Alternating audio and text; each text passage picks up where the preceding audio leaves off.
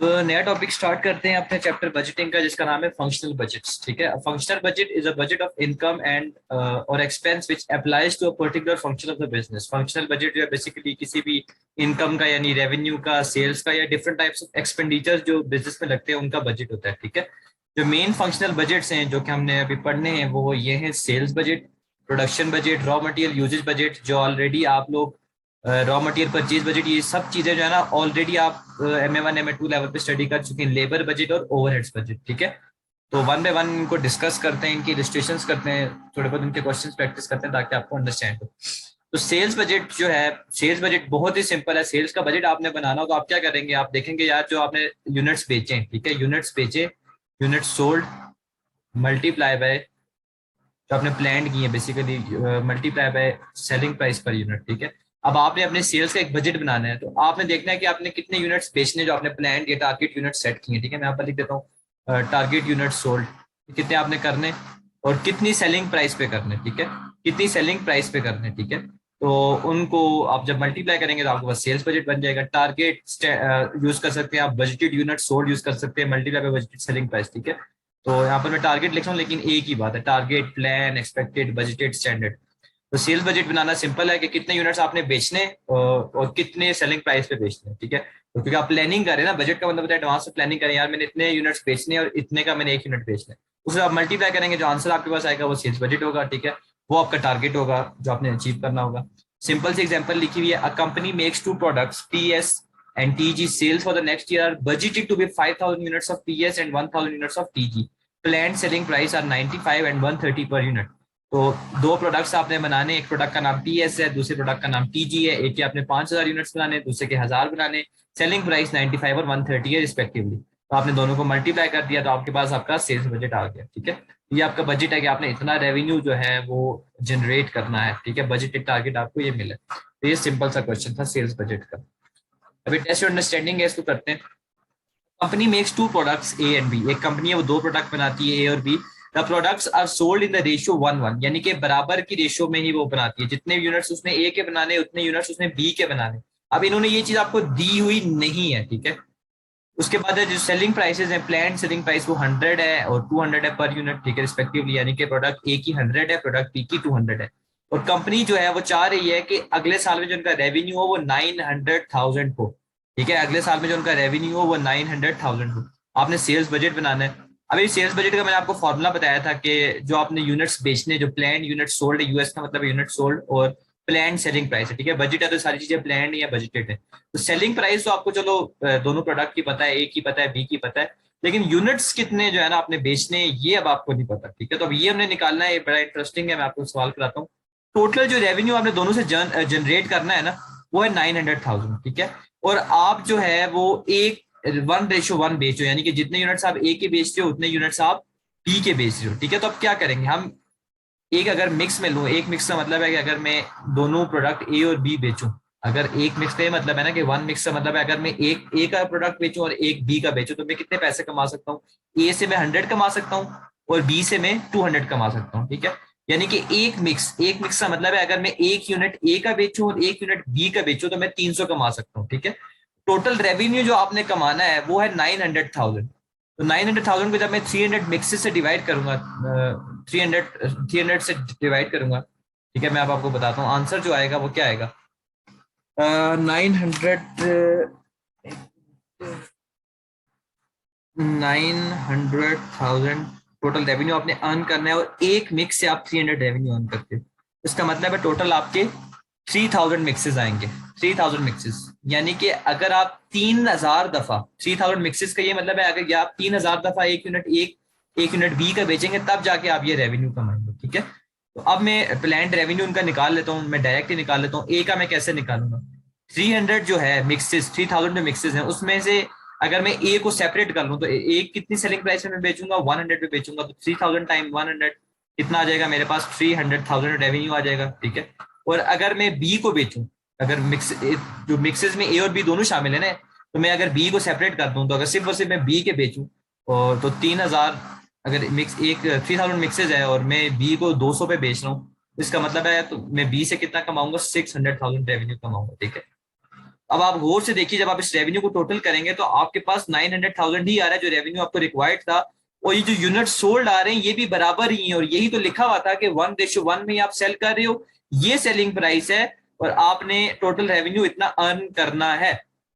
ऐसे जो है ना, आपने जो जितने यूनिट्स आपने सोल्ड करने वो निकालने, ठीक है। मैं दोबारा रिपीट करता हूँ, मैंने एज्यूम किया कि मैं एक यूनिट ए और बी का इकट्ठे बेच रहा हूँ, एक यूनिट ए एक यूनिट बी, एक मिक्स से मैं 300 कमा सकता हूँ। तो क्योंकि मैंने 900,000 रेवेन्यू अर्न करना लिखा हुआ है, तो इसका मतलब है मुझे 3,000 मिक्सेस, 900,000 को मैंने 300 से डिवाइड किया, तो मुझे 3,000 मिक्सेस यानी कि 3,000 दफा ए और 3,000 दफा ए और बी को बेचना पड़ेगा। तो मैं 3,000 मिक्सेस को मैंने सेपरेट कर लिया कि अगर मैं सिर्फ और सिर्फ 3,000 दफा ए बेचूं तो 3,000 टाइम्स 100, 300,000 रेवेन्यू में कमा सकूंगा।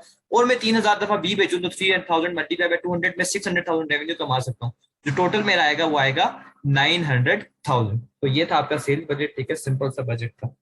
आगे मूव करते हैं प्रोडक्शन बजट पे। प्रोडक्शन बजट है, आप लोगों को याद होगा, ठीक है, प्रोडक्शन बजट के हवाले से प्रोडक्शन बजट MA1 वाला ही है, ठीक है। रॉ मटेरियल प्रोडक्शन बजट, जो बेसिकली हमने प्रोडक्शन बजट पढ़ा था वही है कि सेल्स कितनी है आपकी, ठीक है, sales plus closing inventory minus opening inventory. क्योंकि आप प्रोडक्शन यूनिट्स निकाल रहे हो, प्रोडक्शन हमेशा यूनिट्स में होती है, यानी कि जो चीज तैयार होती है, इसका मतलब आप क्लोजिंग इन्वेंट्री और ओपनिंग इन्वेंट्री यूनिट्स वाली लोग है, ठीक है। एक्जैक्टली वही सेम कॉन्सेप्ट है जो MA1 MA2 में था, ठीक है। तो ये इसका फॉर्मूला है। अब सिंपली सिंपली जो है ना, हम लोगों ने यहाँ पर बजट बना लेना है। ये रजिस्ट्रेशन है, एक कंपनी है वो दो प्रोडक्ट्स बनाती है, एक प्रोडक्ट का नाम है PS, एक का नाम है TG। दोनों की फोरकास्टेड सेल्स 5,000 और 1,000 यूनिट्स हैं। दोनों की आपको यूनिट्स में क्लोजिंग इन्वेंट्री और ओपनिंग इन्वेंट्री गिवन है। आपने प्रोडक्शन बजट बनाना है। मैं यहाँ पर नीचे ही बना लेता हूँ प्रोडक्शन बजट, PS का यहाँ पर मैं लिख देता हूँ प्रोडक्शन बजट। तो PS का कितना बनेगा, PS का फॉर्मूला में यूज करता हूँ, फोरकास्टेड सेल्स है 5,000 प्लस क्लोजिंग इन्वेंट्री जो है वो 1,100 है, 5,000 यूनिट्स आपने बेचने 1,100 ऑलरेडी आपके पास मौजूद हैं, ठीक है। सॉरी 1,100 आपके पास at the end of the term के पीरियड होने चाहिए। क्लोजिंग इन्वेंट्री का ये मतलब है ना कि क्लोजिंग में इतने होने चाहिए, और ऑलरेडी आपके पास 100 यूनिट्स मौजूद हैं। तो इसका मतलब है 500 प्लस 1,100 माइनस 100 आपको दे देगा 6,000 यूनिट्स। तो आपका 6,000 यूनिट्स बनेंगे PS के, ठीक है। तो यहाँ पर मैं लिख देता हूँ 6,000 यूनिट्स। TG के मैं निकालता हूँ, फोरकास्टेड सेल्स 1,000 यूनिट्स हैं, क्लोजिंग इन्वेंट्री 50 है, ओपनिंग इन्वेंट्री 50 है, तो ये भी 1,000 यूनिट्स आ जाएगा, ठीक है। ये 1,000 यूनिट्स ही आ जाएगा। तो 1,000 यूनिट्स आपने बनाने TG के, ठीक है। तो ये आपका प्रोडक्शन बजट बन गया, ठीक है, आपके सामने है। ये वही मैं फॉर्मूलाज यूज कर रहा हूँ जो MA1 लेवल MA2 लेवल में ऑलरेडी शामिल थे। इसके बाद आगे मूव करते हैं material budget. Material usage budget आपको याद होगा, रॉ मटेरियल यूजेज बजट वही फॉर्मूला है, एग्जैक्टली वही चीज है। रॉ मटेरियल यूजेज बजट क्या था कि आपने कितनी प्रोडक्शन करनी है और एक यूनिट को बनाने में कितना रॉ मटेरियल लगता है, ठीक है ना। यूजेज का मतलब ये है कि आप कितना इस्तेमाल करेंगे। तो आप देखेंगे कि यार मैंने बनाने कितने और एक यूनिट को बनाने में मुझे कितना रॉ मटेरियल लगता है, ठीक है, रॉ मटेरियल। तो आपके पास रॉ मटेरियल यूजेज आ जाएगा। और मटेरियल जो परचेज बजट था, रॉ मटेरियल परचेज भी वही चीज है एग्जैक्टली, कोई इसमें डिफरेंस नहीं है कि आप रॉ मटेरियल यूज कितना करोगे, ठीक है, प्लस क्लोजिंग में आपके पास कितना होना चाहिए, माइनस ओपनिंग में ऑलरेडी कितना अवेलेबल है। तो क्लोजिंग इन्वेंट्री और ओपनिंग इन्वेंट्री जो है वो केजीज या लीटर्स या स्क्वायर मीटर्स जो भी रॉ मटेरियल होगा उसके हिसाब से होगा। रॉ मटेरियल परचेज में जो क्लोजिंग इन्वेंट्री और ओपनिंग इन्वेंट्री आपने इस्तेमाल करनी है वो रॉ मटेरियल की होनी चाहिए, कि केजी है, लीटर्स है, स्क्वायर फीट्स है, जो भी है। और जो ऊपर प्रोडक्शन यूनिट्स थे तो यूनिट्स की क्लोजिंग इन्वेंट्री यूज करनी है, क्लोजिंग इन्वेंट्री और ओपनिंग इन्वेंट्री। तो आपने ये चीज याद रखनी है, ठीक है।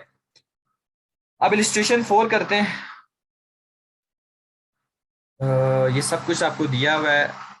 अब आपने रॉ मटेरियल का यूजेज बजट बनाना है और मटेरियल परचेज बजट बनाना है, ठीक है।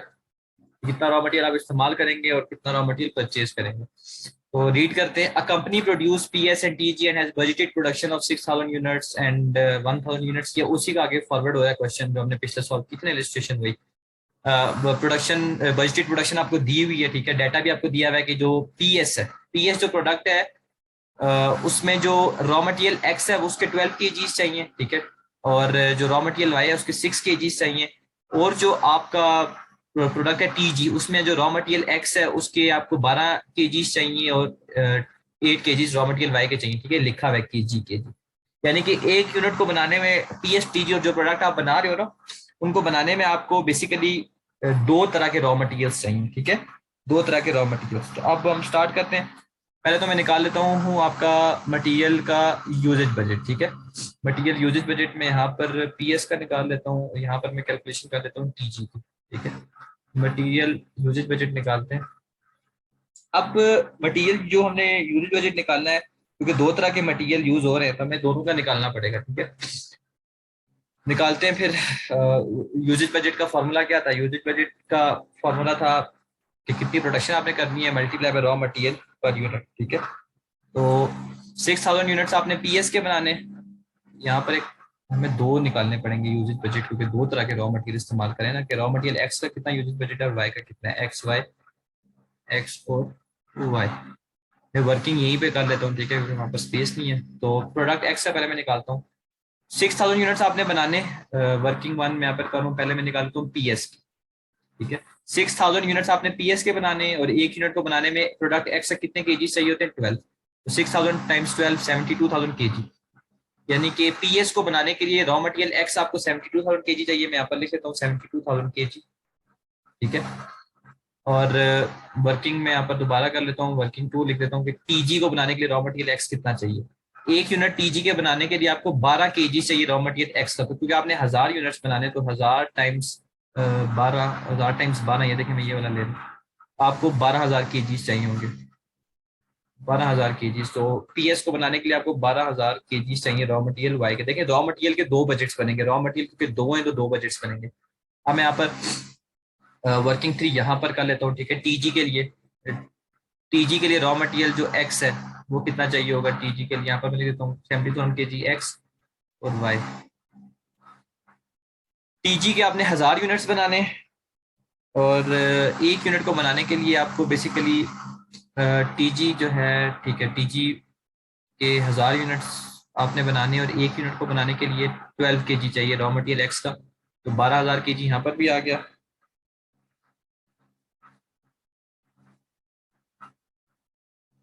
12,000 केजी एक्स का, और वाई है तो मैं यहाँ पर वर्किंग फोर में कहाँ पर कर लेता हूँ, यहाँ पर कर लेता हूँ। ये आपने 1000 यूनिट्स बनाने हैं टीजी के, और एक यूनिट को बनाने के लिए 8 केजी चाहिए आपको वाई का। यहाँ पर आ जाएगा 8000 केजी। तो ये आ जाएगा आपका 8000। यहाँ पर अच्छा मैंने एक मिस्टेक की है, जो 12,000 मैंने निकाला है, ये यहाँ पर ये मैंने गलती से 1000 यूनिट्स, अच्छा ये मैंने इधर पीएस का ही निकालना था, मैंने गलती से टीजी लिख दिया, ठीक है। तो ये यहाँ पर मैंने मिस्टेक कर दी है, यहाँ पर पीएस का ही मैंने निकाला था, टीजी के तुमने ये वर्किंग थ्री और फोर में निकाले ना, तो इसके 6000 थे। और एक रॉ मटेरियल वाई जो आपको चाहिए था वो पर यूनिट 6 चाहिए था, तो 6000 टाइम्स 6 जो है वो आपका 36,000 केजी आ जाता है। मैं यहाँ पर लिख देता हूँ 6000 टाइम्स 6 36,000 केजी। ये मैं यहाँ पर चेंज कर देता हूँ, ठीक है, मेरी मिस्टेक होगी थी। 36,000 केजी। तो ये मेरे पास रॉ मटेरियल यूजेज आ गया। रॉ मटेरियल यूजेज मुझे दो रॉ मटेरियल्स के निकाल, क्योंकि दो रॉ मटेरियल्स थे और दो प्रोडक्ट्स थे, तो मुझे डिफरेंट तरीके से निकालने पड़ गए थे, ठीक है। पहले मैंने निकाला कि रॉ मटेरियल एक्स कितना मुझे चाहिए पीएस को बनाने के लिए, रॉ मटेरियल वाई कितना चाहिए पीएस को बनाने के लिए, रॉ मटेरियल एक्स कितना चाहिए टीजी को बनाने के लिए, रॉ मटेरियल वाई चाहिए कितना टीजी को बनाने के लिए। तो ये मैंने सेपरेटली आपको सब कुछ करके बता दिया। टोटल जो रॉ मटेरियल आप चाहिए होगा, मैं टोटल में लिख देता हूँ। टोटल जो आपको एक्स का चाहिए वो चाहिए 72,000 प्लस 12,000, वो है 84,000 केजी। एंड जो टोटल आपको वाई चाहिए, वाई का रॉ मटेरियल वो है, यहाँ पर लिखता हूँ, टोटल वाई जो आपको चाहिए वो है 8,000 केजी टीजी के लिए और 36,000 इसके लिए, तो 44,000 केजी आपको चाहिए। अब आपके पास आ गया total raw material. Total x आपको इतने आपके पास केजीज होने चाहिए, टोटल वाई आपके पास इतने केजीज होने चाहिए। अब मैं रॉ मटेरियल परचेज निकाल लेता हूँ। रॉ मटेरियल परचेज का फॉर्मूला क्या था? रॉ मटेरियल परचेज का फॉर्मूला था रॉ मटेरियल यूजेज। मैं दोनों के सेपरेट सेपरेट निकाल लेता हूँ, क्योंकि दो raw materials different raw material है, तो डिफरेंट बजट्स बनेंगे। रॉ मटेरियल परचेज एक्स के लिए रॉ मटेरियल यूजेज एक्स कितना मैंने इस्तेमाल करना है, आर एम यू में लिख देता हूँ, जिसका मतलब है रॉ मटेरियल यूजेज एक्स मुझे 84,000 केजी चाहिए, प्लस मेरे पास कितने केजी एक्स का क्लोजिंग इन्वेंट्री में कितना है, डिजायर्ड क्लोजिंग इन्वेंट्री कितनी है, वो 6,000 केजी है। तो क्लोजिंग इन्वेंट्री 6,000 जो है वो ऐड होगी 6,000 केजी। ओपनिंग इन्वेंट्री माइनस होती है, तो मैं माइनस को इससे कर लेता हूँ, माइनस ब्रैकेट से। ओपनिंग इन्वेंट्री एक्स की मेरे पास 5,000 केजी ऑलरेडी मौजूद है, तो 5,000 में यहाँ से डिडक्ट कर लेता हूँ। तो जो मुझे रॉ मटेरियल परचेज करना है वो है 85,000 केजी। ठीक है। 85,000 kg जो है रॉ मटेरियल मुझे परचेज करना पड़ेगा फॉर मटेरियल एक्स। अब रॉ मटेरियल परचेज में निकाल लेता हूँ वाई का। तो रॉ मटेरियल यूजेज जो है वाई का मैंने टोटल निकाला है 44,000 kg चाहिए, 44,000 kg प्लस जो क्लोजिंग इन्वेंट्री है वाई की वो है 1,000, तो यहाँ पर 1,000 ऐड होगा, माइनस जो ओपनिंग इन्वेंट्री ऑलरेडी अवेलेबल है वो है 5,000 kg वाई की, तो वो 5,000 में डिडक्ट कर देता हूँ क्योंकि ऑलरेडी ये चीज़ अवेलेबल है, तो ये तो मुझे परचेज नहीं करनी ना। तो ये आ जाएगा 40,000 kg। ये मेरा आंसर आ गया। अब नीचे उन्होंने रेट्स और प्राइसेस भी दी हुई है, तो आप आंसर्स को डॉलर्स में भी निकाल सकते हो। ठीक है। In with respect to KGs आपको इतना रॉ मटेरियल परचेज करना है। अगर वो आपसे बेसिकली पूछ लेता है कि रॉ मटेरियल की कॉस्ट का भी बजट बना दो कि परचेज तो करना है लेकिन कितनी कॉस्ट पड़ेगी, तो रॉ मटेरियल एक्स जो है वो 0.72 है, उसकी प्राइस 0.72 स्टैंडर्ड प्राइस दी है कितनी होनी चाहिए। रॉ मटेरियल वाई की जो प्राइस है वो है 1.56। तो मैं डॉलर्स में भी ये बजट बना सकता हूँ कि इतने डॉलर्स में मुझे मुझे कॉस्ट पड़नी चाहिए। ठीक है, हम बजट बना रहे हैं तो इतनी पड़नी चाहिए। ये सेलिंग प्राइस भी स्टैंडर्ड ही आपको दी हुई है। तो 85,000 टाइम्स 0.72 आपको दे देगा 61,200, यानी कि जो एक्स जो आपने बाय करना है उसको बाय करने के लिए आपको जो कॉस्ट लगेगी, जो रॉ मटेरियल परचेज कॉस्ट है वो 61,200 है, और रॉ मटेरियल परचेज जो केजीज आपने करने हैं वो 85,000 है। और यहाँ पर मैं मल्टीप्लाई करूंगा तो जो मेरे पास वाई का कॉस्ट आएगी रॉ मटेरियल खरीदने की वो आएगी 62,400। यानी कि कॉस्ट में मुझे इतना खर्चा करना पड़ेगा, इतने खर्चे का मेरा बजट है, ये मेरा टारगेट है कि इतनी कॉस्ट में आपने 40,000 केजी लेना है। ठीक है। तो इस तरह जो है मैंने रॉ मटेरियल जो परचेज और यूनिट बजट है वो आपको समझा दिया। परचेज बजट मैंने आपको केजीज में भी आंसर निकाल के दे दिया और डॉलर्स में भी ना, कि अगर वो पूछ ले कि जो रॉ मटेरियल आपने खरीदना है उसका बजट बनाया कितनी कॉस्ट लगेगी, तो आप इस तरह भी कर सकते हैं। ठीक है। तो होपफुली ये चीज आपको समझ आ गई होगी। इसके बाद अगला बजट है वो है labour budget. Simple labour budget जो है कि कितने लेबर आवर्स काम करने चाहिए और एक आवर का आप कितना लेबर को रेट दोगे, सिंपल है। ठीक है। अभी रजिस्ट्रेशन 5 दी हुई है, इसको भी सॉल्व कर लेते हैं। एक कंपनी है वो पीएस और टीजी बनाती है, वही उसी एग्जांपल से कोई यूज कर रहे हैं। 6,000 यूनिट्स पीएस के हैं, 1,000 यूनिट्स टीजी के हैं, और ये डाटा आपको दिया हुआ है कि डायरेक्ट लेबर जो आवर है एक यूनिट में 8 लगता है और टीजी में 12 लगता है। ठीक है। तो मैं टोटल आवर्स निकाल लेता हूँ, लेबर आवर्स निकाल लेता हूँ। तो और स्टैंडर्ड रेट आप हर किसी को यही देते हो 5.2 पर आवर। तो प्रोडक्ट पीएस जो है उसको 6,000 यूनिट्स हैं आपने बनाने हैं, और एक यूनिट को बनाने की जो आपकी कॉस्ट है वो 8 है। ओ सॉरी, एक यूनिट को बनाने में 8 घंटे लगते हैं लेबर आवर के। इसका मतलब है पीएस को बनाने में 48,000 आवर्स लगते हैं। और टीजी जो है वो बेसिकली आपने 1,000 यूनिट्स बनाने हैं और एक यूनिट को बनाने में लेबर के 12 घंटे लगते हैं। तो इसका मतलब है जो टीजी है उसको बनाने में 12,000 घंटे लगेंगे लेबर के। टोटल जो लेबर को आवर लगेंगे वो लगेंगे 60,000 घंटे, और एक घंटे का आप 5.2 देते हो, तो जो आपका लेबर बजट बनेगा वो बनेगा 6,000 टाइम 5.2, 3,12,000। यानी कि इतनी आपकी लेबर बजट के हिसाब से लेबर कॉस्ट आपकी इतनी होनी चाहिए। ठीक है। तो ये था हमारा लेबर बजट, सिंपल सा था। अब एक और टेस्ट अंडरस्टैंडिंग टू दी हुई है। ठीक है। ये टेस्ट अंडरस्टैंडिंग इस किस्म की आप लोगों ने MA1 में भी की हुई है और आपने MA2 में भी की हुई है। अब वो कह रहा है contract cleaning firm estimates that it will take 2520 actual cleaning hours, 2520 actual में क्लीनिंग आवर्स लगेंगे। ठीक है। To clean an office block, unavoidable interruptions and lost time are estimated to be 10% of worker time। 10% जो है वो आपका idle time होगा। अगर वेज रेट 8.5 पर आवर है तो बजटेड लेबर कॉस्ट क्या होगी। ये सवाल मैं कई दफा आपको करा चुका हूँ। बजट जो है वो हमेशा 100% होता है। ठीक है। आप 100% बजट बनाते हो और आपको पता है कि आइडल टाइम जो है वो 10% लगेगा, 10% लगेगा। आइडल टाइम लगने के बाद जो एक्चुअल आवर्स हैं, एक्चुअल लिखा हुआ है एक्चुअल, वो 25,220 लगेंगे। ठीक है। एक्चुअल यानी कि आपको टाइम 90% लगेगा ना। 100% आवर्स का आपने बजट बनाया, 10% तो आइडल हो गए और 90% में एक्चुअली लगे होंगे। तो 90% जो एक्चुअली लगे हैं वो 2520 के बराबर है आवर्स। मैं बजटेड आवर्स निकालूंगा कैसे। बजटेड आवर्स निकालने के लिए मैं कहूंगा कि यार जो 2520 आवर्स हैं वो 90% के बराबर है, तो मैं 90 से डिवाइड करूंगा, मेरे पास 1% का आंसर आ जाएगा। और जब मैं मल्टीप्लाई बाय 100 करूंगा तो मेरे पास 100% आवर्स का आंसर आ जाएगा। ठीक है। ये कई दफा मैं टेक्निक यूज कर चुका हूँ, MA1 में भी MA2 में भी। 2520 डिवाइडेड बाय 90 टाइम्स 100 आपको दे देगा 2800। ठीक है। 2800 आवर्स आपके आगे बजटेड आवर्स। ठीक है। 2800 आवर्स बजटेड आवर्स आगे आपने बजटेड कॉस्ट निकालनी है। तो वेज रेट अगर 8.5 पर आवर है तो बजटेड कॉस्ट निकालने के लिए मैं बजटेड आवर्स को वेज रेट से मल्टीप्लाई कर दूंगा 2800 टाइम्स 8.5 पर आवर। तो 2800 टाइम्स 8.5, तो ये मुझे दे देगा 23,800। जो मेरी बजटेड लेबर कॉस्ट है वो 23,800 होगी। होपफुली ये चीज़ भी आपको समझ आ गई है, ठीक है।